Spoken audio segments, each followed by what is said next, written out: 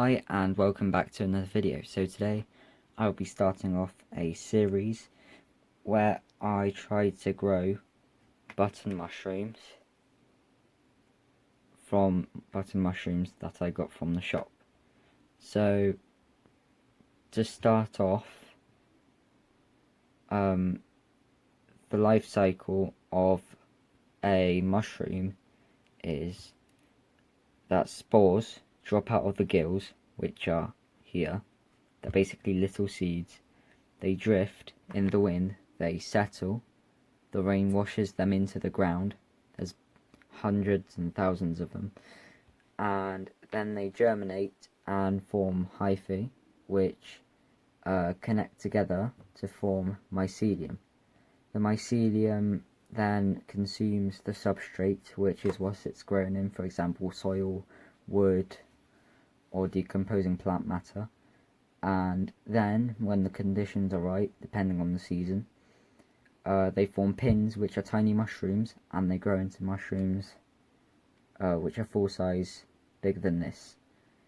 If you want to grow mushrooms at home and don't want to wait forever for these spores to germinate, you can buy these packs of already of mycelium, which has already colonized this substrate in the bag.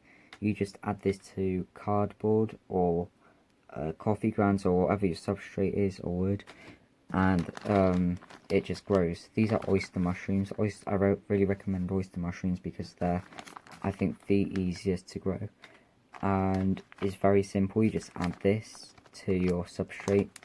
I recommend using cardboard and coffee grounds or straw, and you wait a few weeks, 2 to 3 weeks, and it should be completely colonized by then, and then you can get mushrooms. This is very cheap and definitely worth the money. If you want something even simpler, which takes even less time, you can buy ready kits, and I'll link this all, which are very simple. They require very low maintenance, and you get a bunch of mushrooms which you don't usually find in the shops, and they taste a lot better than mushrooms you get in the shop, and you grew them yourself, so that's pretty cool. But I'm going to be doing it the hard way for these mushrooms and see what happens. This might not even work, I don't know, I'll see. So to get the spores, all that needs to be done is the gills need to be exposed. You can do this by taking off the stem.